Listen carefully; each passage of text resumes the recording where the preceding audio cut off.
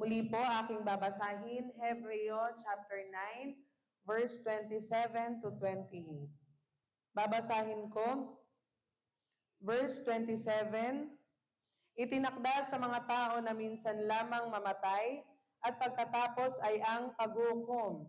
Gayon din naman si Kristo ay minsan lamang inihandog upang pawiin ang mga kasalanan ng mga tao. Siya ay muling darating, hindi upang muling ihandog dahil sa kasalanan, kundi upang iligtas ang mga naghihintay sa Kanya. Tayong lahat ay manalangin. Let us pray. Panginoon, salamat sa oras na ito. Salamat, Ama, sa katagumpayan na ang bawat isa sa amin ay patuloy na makakapakinig sa inyong salita at sa katagumpayan na kami ay sasamba sa inyo sa Espiritu at sa katotohanan. Salamat, Panginoon, sa biyaya ng kaligtasan na ipinagkaloob ninyo sa amin nang si Kristo ay namatay at muling nabuhay upang kami ay iligtas mula sa kapangyarihan ng Diablo. Dalangin namin, Panginoon, na sa oras na ito, bitbit ang aming pagkakakilanlan bilang mga anak ninyo, ay patuloy na tulungan ninyo kami sa pamagitan ng inyong pagkilos ng inyong banal na Espiritu Santo, nang sa gayon ay tunay na mapanghawakan at maging matagumpay ang bawat isa na mapanghawakan namin ang inyong salita at ito ay tunay na maitatak namin sa aming mga puso at sa aming isipan, nang sa gayon ito din ay patuloy na maibahagi at maipahayag namin sa lahat ng mga tao na makakatanggap din ng kaligtasan. Pagpalain niyo ang bawat isa, ito pong lahat ay iniwan namin sa tanging pangalan ni Jesus. Amen.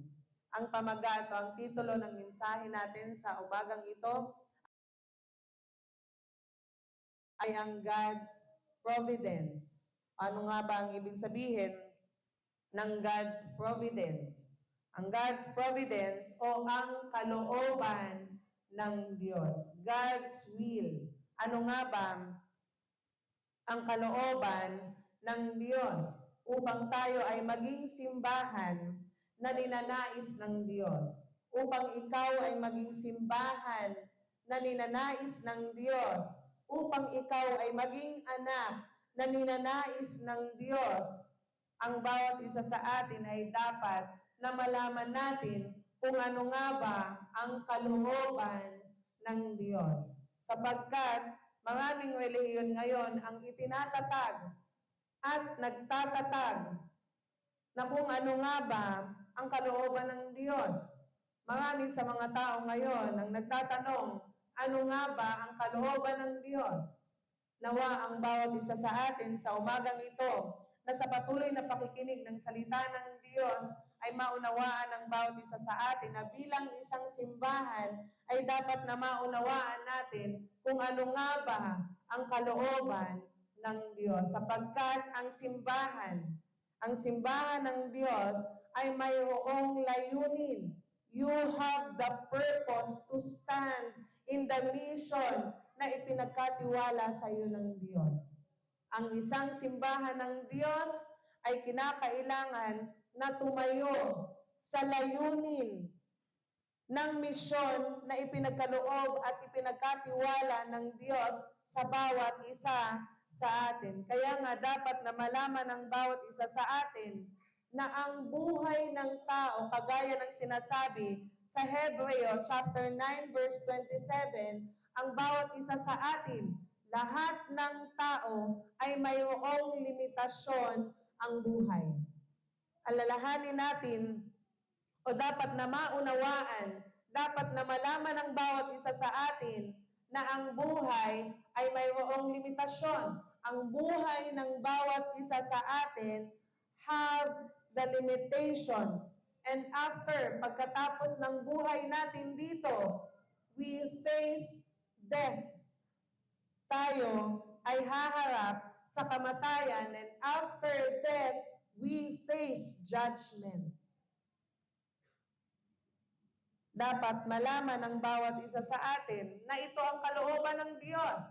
Nung ang tao ay nahiwalay sa Diyos, itinakda sa tao, itinakda ng Diyos sa bawat isa sa atin na magkaroon ng limitasyon ang ating buhay at pagkatapos ng buhay natin dito, we face judgment.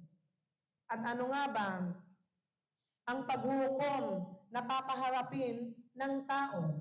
Alalahanin ng bawat isa sa atin na ang tao nilikha ng Diyos originally without death, walang kamatayan. Ngunit nang ang tao ay nagkasala, nahiwalay sa Diyos, pumasok ang kamatayan sa tao dahil ang tao ay nagkasala. Ang pagkakasala ng pagiging hiwalay sa Diyos, pagiging alipin ng kasalanan, ang pagiging anak ng Diablo. At dahil sa fundamental na problemang ito, ang lahat ng tao ay makakaranas ng tinatawag na kamatayan. Kaya nga sinasabi sa Hebreo chapter 9 verse 27, itinakda sa mga tao na sila'y minsan lamang mamamatay at pagkatapos ay ang paghuhukom. Na dapat na maunawaan ng bawat isa sa atin, ito man din ay kalooban ng Diyos. Nilaod ng Diyos na ang bawat isa sa atin ay magkaroon ng kamatayan sapagkat ang lahat ay nagkasala sa Diyos, nahiwalay sa Diyos. We are all destined to die. Ang bawat isa sa atin ay nakatakdang mamatay at sa limitadong buhay na ito, ang lakas. Sa limitadong buhay na ito, dapat na maunawaan natin what is God's providence. Sa limitadong buhay na ito, wala tayong kasiguraduhan kung ang bawat isa ba sa atin ay makakaabot ng 80 years old, 90 years old, o kahit ba sa itinakdang deadline ng Diyos na 120 years old. Walang kasiguraduhan ang buhay. Kaya nga, sa limitadong buhay na ito, it is important sa bawat isa to know and to understand what is God's providence. Ano ang kalooban ng Diyos? Ano nga ba ang kalooban ng Diyos? Unang-unang, first, ang kalooban ng Diyos is for us to understand the Word of God. Ang kalooban ng Diyos, ang bawat isa sa atin ay makaunawa kung ano nga ba ang salita ng Diyos. Each one of us, the Church of God that was established through Jesus Christ, must understand what is the Word of God. Ano nga ba ang salita ng Diyos? Basahin natin ang Juan chapter 1 verse 1. Buksan natin ang ating mga Biblia sa aklat ng Juan chapter 1 verse 1. At ito ang sinasabi, babasahin ko. Nang pasimula ay naroon na ang salita ay kasama ng Diyos, at ang salita ay Diyos. This is the Word of God. Nang sa pasimula ay naroon na ang salita. From the beginning, there is the Word already. Na sa pasimula pa, naroon na ang salita, at ang salita ay ang Diyos mismo. Dapat na maintindihan, maunawaan, malaman ng bawat isa sa atin that the Word of God, ang salita ng Diyos, ay siyang Diyos mismo. And John chapter 1 verse 14, ito ang sinasabi, naging tao ang salita at nanirahan sa piling namin. Na ang salita ng Diyos, na siyang Diyos mismo, ay naging tao, nagkatawang tao, the Word became flesh. Ang salita ng Diyos, na siyang Diyos mismo, ang siyang nagkatawang tao. The God na tinutukoy sa Biblia, the God of Abraham, Isaac, and Jacob, ay nagkatawang tao na nirahan sa piling natin. He was incarnated, clothed in human flesh for us to meet God. upang tayo ay magkaroon ng daan upang ma-meet o makatagpo natin ang Diyos. For us to meet God, upang makatagpo natin ang Diyos mismo ang nagkatawang tao. Bakit? Hindi effective ang effort ng tao. Hindi effective o hindi katanggap-tanggap sa harapan ng Diyos na ikaw mismo ang siyang aabot sa Diyos sapagkat you don't have the right connection with God. Hindi effective o hindi kalooban ng Diyos na ang tao ang siyang mismong aabot sa Diyos sapagkat wala kang tamang koneksyon sa Diyos sapagkat nung ikaw ay nahiwalay sa Diyos. Ang tanging tamang koneksyon na mayroon ka ay ang Espiritu ng Diyos, ang imahe ng Diyos na nasa iyo nung una, ngunit nung ang tao ay nalinlang ng diablo, ito ay nawala. Kaya nga kahit anong effort ng tao, walang kakayahan ang tao na makatagpo ang Diyos. Walang kakayahan ang tao na iligtas ang kanyang sarili. Walang kakayahan ang Diyos na maunawaan niya o walang kakayahan ang tao na maunawaan niya ang kalooban ng Diyos because you don't have the right tamang koneksyon sa Diyos. Kaya nga, ninanais ng Diyos, kalooban ng Diyos sa bawat isang nilalang ng Diyos na maunawaan natin ang salita ng Diyos. Sa panahon, sa oras na maunawaan mo ang salita ng Diyos, mauunawaan mo din, maunawaan ng bawat isa sa atin, mauunawaan ng iglesia, ng simbahan ng Diyos, ng templo ng Diyos, ang kahalagahan ng pagiging matagumpay sa pagsamba sa Diyos. Kaya nga, bago tayo sumamba, kinakailangan ito ang ipanalangin ng bawat isa sa atin. Na sa pagsamba natin ay patuloy na ipahayag ng Diyos ang kanyang salita, ang kanyang mensahe sa bawat isa sa atin. Jeremiah 33 verse 3, anong sinasabi ng Diyos? Kung ikaw ay mananalangin sa akin, ikaw ay tutugunin ng Diyos. Kung ikaw ay mananalangin sa Diyos, tutugunin ka ng Diyos at ipapahayag sa iyo ng Diyos ang mga bagay na mahiwaga na hindi mo pa nakikita, na hindi mo pa nalalaman. Ito ang hiwaga ng Diyos. Ang salita ng Diyos ay isang hiwaga na kung hindi ito ipahahayag ng Diyos sa iyo, kahit gaano kagaling ang nagmemensahe, hindi mo ito maunawaan.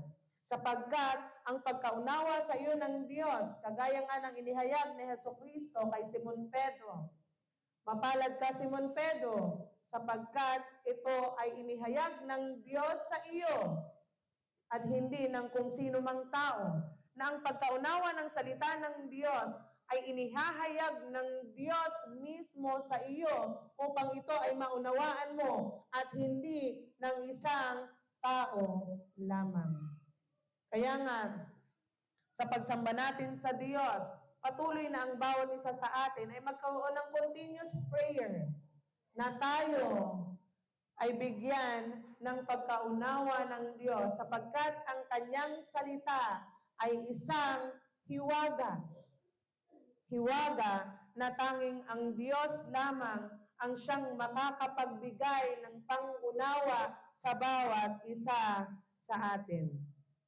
Na gayon din, sa kaligtasan, ang kaligtasan na ibinigay ng Diyos ay isang hiwaga din sa bawat isa sa atin. Walang makatatanggap ng kaligtasan kung hindi mo makakatagpo ang Diyos. Ang iniisip ng iba, kung makakatagpo ko ang Diyos, magkakaroon ako ng kaligtasan. Ito din ba ang iniisip mo? Na kung makakatagpo mo ang Diyos, magkakaroon ka na ng kaligtasan. Ngunit, sa kakayahan ng bawat isa sa atin na wala tayong tamang koneksyon sa Diyos, dahil ang tao nahiwalay sa Diyos, namatay ang kanyang espiritu, nawala ang imahe ng Diyos, walang kahit na sino man ang magkakaroon ng kaligtasan. Para ikaw ay magkaroon ng kaligtasan, kinakailangan mo makatagpo ang Diyos. Ngunit ito ay imposible sa tao hanggat hindi magkatawang tao ang Diyos. Nagiging posible lamang na makatagpo natin ang Diyos kung ang Diyos mismo ang siyang magkatawang tao. At sa kanyang pagkatawang tao, layunin ng Diyos na siya ay mamatay at muling mabuhay upang sa pananampalataya na ipinagkaloob din sa iyo ng Diyos, ikaw din ay magkaroon ng kaligtasan. Kaya nga, sa ikalawang Timoteo chapter 3, verse 16, buksan natin ang ating mga Biblia sa ikalawang Timoteo chapter 3, verse 16. Ito ang sinasabi, ang lahat ng kasulatan ay kinasihan ng Diyos at kapakipakinabang sa pagtuturo ng katotohanan, sa pagsaway sa kamalian, sa pagtutuwid sa likong gawain, at sa pagsasanay para sa matuwid na pamumuhay. Ito ang salita ng Diyos. Kung titingnan natin sa English version, ang lahat ng nasusulat is God's breath. All scriptures is God's breath. Ito ay kinasihan ng Diyos. At kung tatandaan natin, nung ikaw ay nilikha ng Diyos upang ikaw ay magkaroon ng buhay, hiningahan ka din ng Diyos. Ibinigay sa iyo ng Diyos ang hininga ng buhay nangangahulugan na ikaw ay nilikha ng Diyos upang mabuhay sa loob ng salita ng Diyos. Ang scripture, it is God's breath. At nung ang tao, nung siya ay naging isang buhay na nilalang, sapagkat siya ay binigyan ng Diyos ng hininga ng buhay nangangahulugan na outside the Word of God, there is no life. And living outside the Word of God, it is called sin. Na ang pamumuhay sa labas ng salita ng Diyos ay kasalanan, sapagkat sa labas ng salita ng Diyos, without the Word of God, there is no life. Sa labas ng salita ng Diyos, walang buhay. Kaya nga, kung ikaw ay mamumuhay sa labas ng salita ng Diyos, ang tawag dyan, kasalanan. Kaya nga, niloob ng Diyos, kalooban ng Diyos na ang bawat isa sa atin ay maunawaan ng bawat isa sa atin that this is the Word of God. The Word of God is God Himself, na ang Diyos na ito ay nagkatawang tao na siyang si Jesucristo. At ang salitang ito ng Diyos ang siyang buhay mismo ng bawat isa sa atin. You were originally created to be with God. Mabuhay kasama ang Diyos. And that is your identity. Iyan ang iyong pagkakakilanlan na dapat ma-restore, mapanumbalik sa bawat isa sa atin. Pangalawa, what is the Word? Ano nga ba ang salita ng Diyos na dapat na maunawaan, na dapat malaman ng bawat isa sa atin? Ang salita ng Diyos ay siyang nagdedeklara o siyang nagpapahayag that from the beginning, before the creation of the world, there is a problem. Problem already exists na niloloob ng Diyos, kalooban ng Diyos, na maunawaan ng bawat isa sa atin that from the beginning of time, bago pa nilikha ng Diyos ang langit at ang lupa, problem already exists. Ang problema ay umiiral na. Hindi nagkaroon ng problema nung ikaw ay isilang. Tatandaan ng bawat isa sa atin, hindi nagkaroon ng problema nung ikaw ay isilang, sapagkat bago ka pa isilang, matagal nang umiiral ang problema. At ano nga ba ang problema? Ang umiiral na bago ka pa isilang. Revelation chapter 12, verse 7 to 9. Buksan natin ang ating mga Biblia sa aklat ng Revelation chapter 12, verse 7 to 9. Aking babasahin, verse 12. Kaya't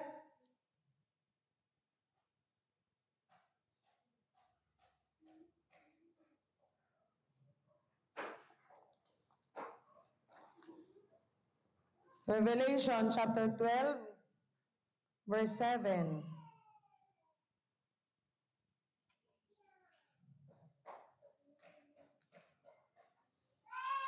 Chapter 12, verse 7. Okay, naliligaw ako. Verse 7.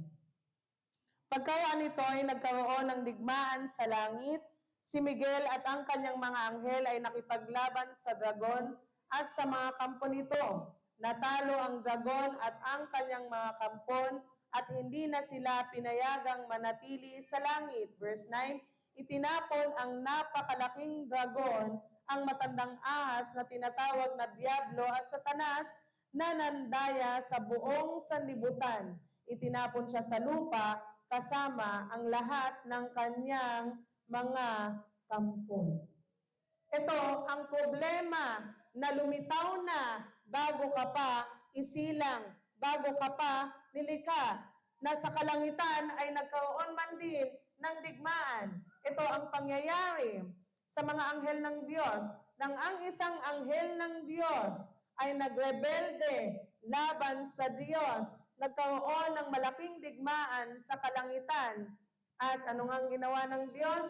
Ang Diablo ay itinapon. Verse 12.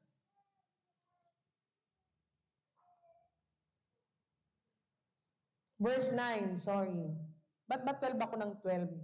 Verse 9, itinapon ang napakalaking dragon, ang matandang ahas na tinatawag na Diablo at Satanas, na nandaya sa buong sanlibutan. Itinapon siya sa lupa, kasama ang lahat ng kanyang mga kampon. At ang dragon na ito, ang Satanas na ito, ay itinapon ng Diyos sa lupa. That's why there is Genesis chapter 1, verse 2.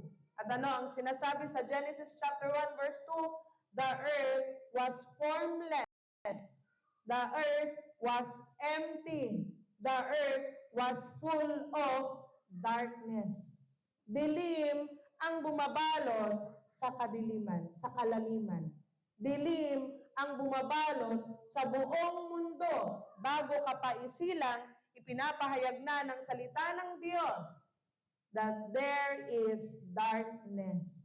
At ang darkness na ito, ang siyang lumapit sa unang tao, kay Eva at kay Adan, Genesis chapter 3. At ang darkness na ito, ang siyang nanlinlang sa unang tao, kaya nga, pumasok ang kamatayan dahil sa kasalanan.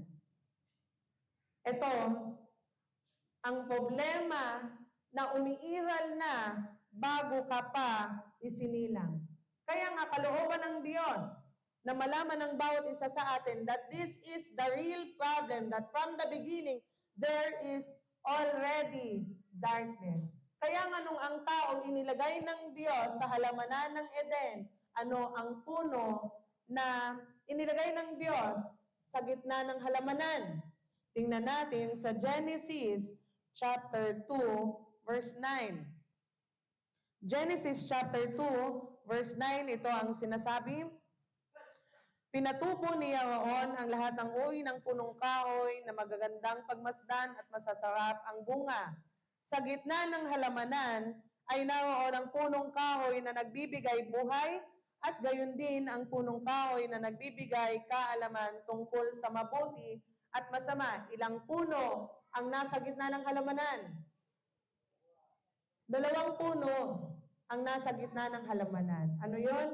Ang puno na nagbibigay ng buhay at puno na nagbibigay ng kaalaman tungkol sa mabuti at masama. At sa halamanan, kung saan iniligay ng Diyos ang tao, they can eat everything. God wants them to enjoy. Kaya nga, anong sabi ng Diyos? Ano ang sabi ng Diyos? Makakain mo ang alinmang bungang kahoy na nasa halamanan. Ngunit sinasabi ng Diyos na kahit na ang puno na nagbibigay ng buhay, you can eat. Pwede mong kainin lahat kahit pa ang bunga na nagbibigay buhay. Verse 17. Ito lang ang sinasabi ng Diyos. Maliban, makakain mo ang alinmang bungang kahoy sa halamanan, maliban sa bunga ng punong kahoy na nagbibigay ng kaalaman tungkol sa mabuti at masama. Wag na wag mong kakainin ang bungang iyon sapagkat sa araw na kainin mo iyon ay mamamatay ka. Makakain mo ang alinmang bungang kahoy. This is the word of God.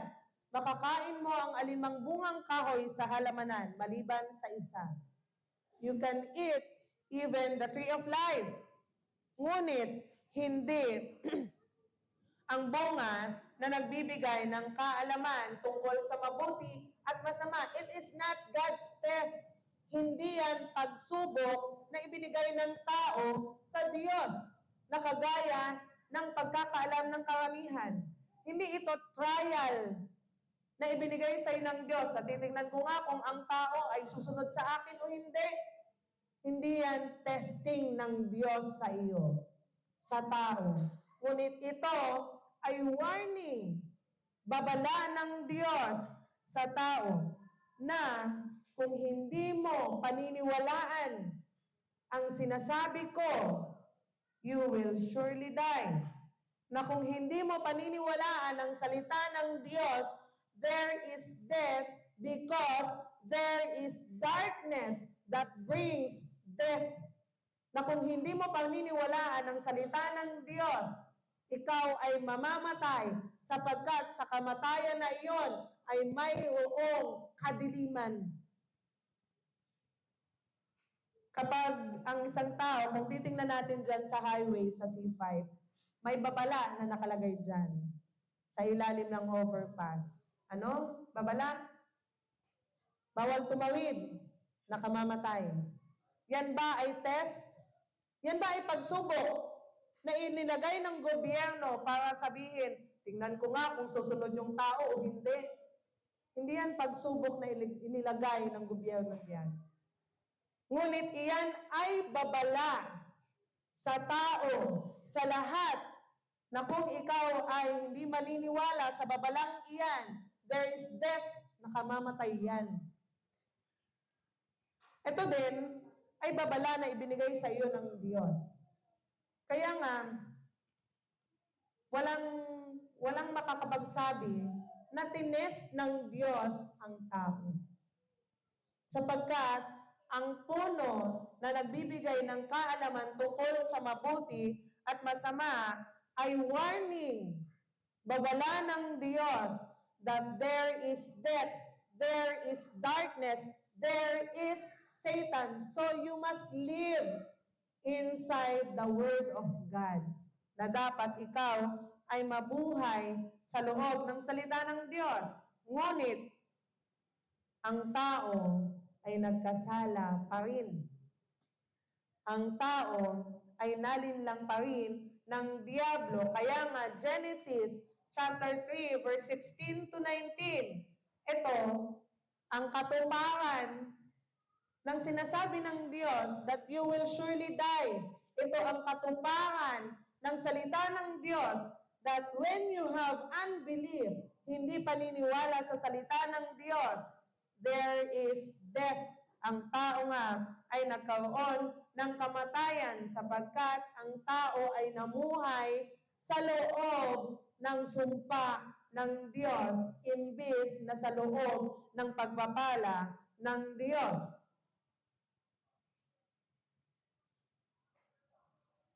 Na dapat maunawaan ng bawat isa sa atin na ikaw ay ninanais ng Diyos.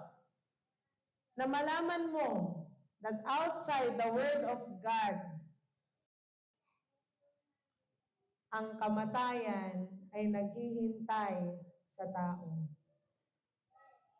Ito ang ninanais ng Diyos. Kaya nga binigyan niya ng warning ang Diyos, ang tao.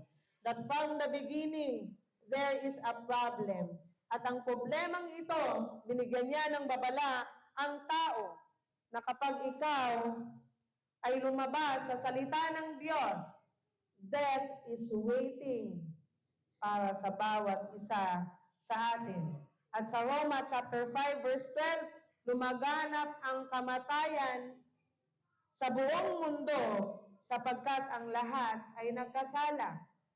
Lumaganap ang kamatayan sa pamagitan ng iisang tao sapagkat ang lahat ay nagkasala, pagkakasalang hindi paniniwala sa salita ng Diyos. Pagkakasalang paglabas sa layunin ng salita ng Diyos.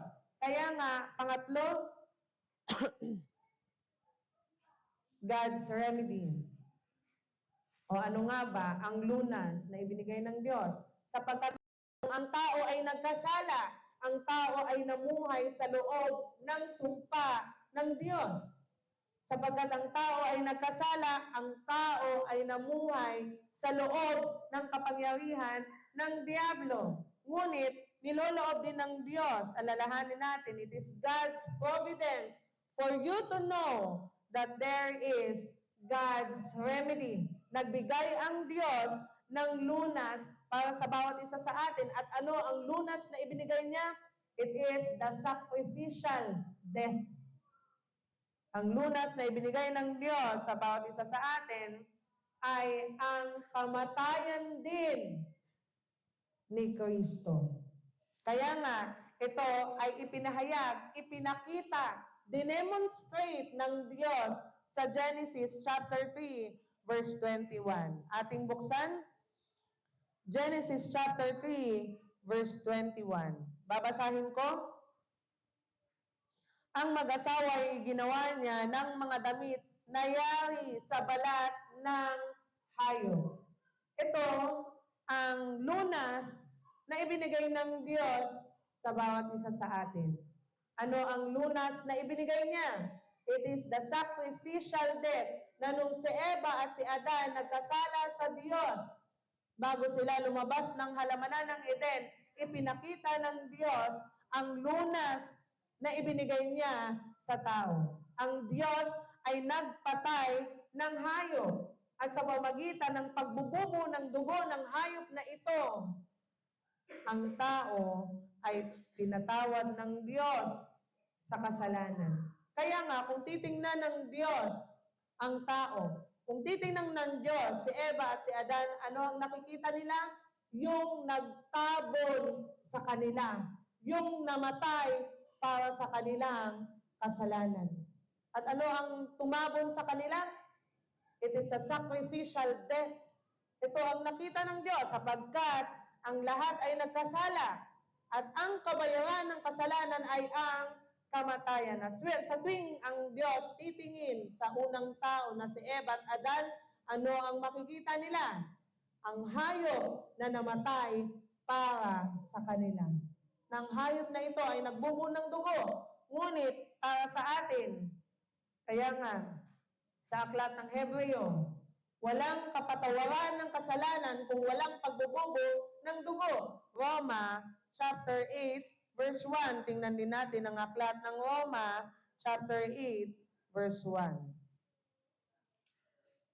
Kaya nga wala nang kahatulang parusa sa mga taong nakipag-isa na kay Kristo Jesus. At ang pagtanggap mo kay Hesus Kristo bilang iyong Diyos at tagapagligtas ay pakikipag-isa mo kay Hesus Kristong namatay, nagbubo, nag-alay ng kanyang sariling dugo upang sa pakikipag-isa mo sa Kanya, ikaw ay tinatawag na kalugod-lugod sa Diyos.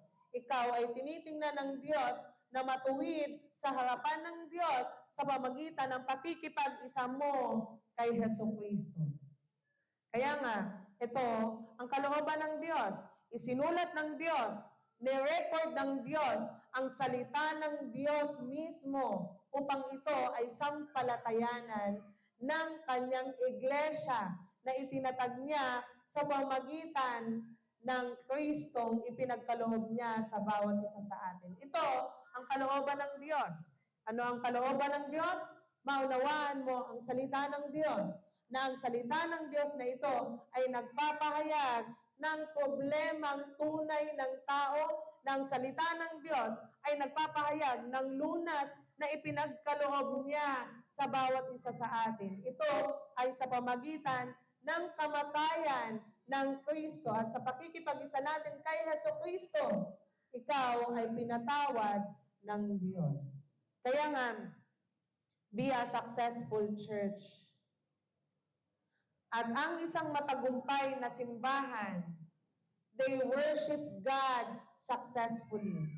Kaya nga, we worship God. Tayo ay sumasamba sa Diyos because there is a sacrificial atonement na ibinigay ng Diyos sa bawat isa sa atin. Ito din ang dahilan kung bakit si Abel ay naging matagumpay sa pagsamba sa Diyos. Gayon din si David, si Jacob, si Pablo, si Jose, si Abraham, si Isaac. Ito yung tinatawag na 7 remnants ng Biblia, na kung paano naging matagumpay sila sa pagsamba sa Diyos. Paano maging matagumpay sa pagsamba sa Diyos? We worship God dahil mayroong nag-alay, nagbubo ng dugo para sa iyong kaligtasan. Ito ang dapat na mapanghawakan ng bawat isa sa atin. Nawa, tayo ay maging matagumpay na simbahan ng Diyos sapagkat ang matagumpay na simbahan ng Diyos ay matagumpay din sa pagsamba sa Diyos na nauunawaan ang salita, ang mensahe ng Diyos. Tayong lahat ay manalangin. Let us pray. Panginoon, salamat sa oras na ito. Salamat, Panginoon, sa kapahayagan ng inyong salita na sa pamagitan ng inyong bugtong na anak na si Jesucristo sa kanyang pag-aalay ng kanyang sariling dugo upang kami ay makalaya mula sa kapangyarihan ni Satanas. Kami, Panginoon, ay isang simbahan ninyo na matagumpay na sumasamba sa inyo at kami din ay magiging simbahan ninyo na matagumpay na makakapagbahagi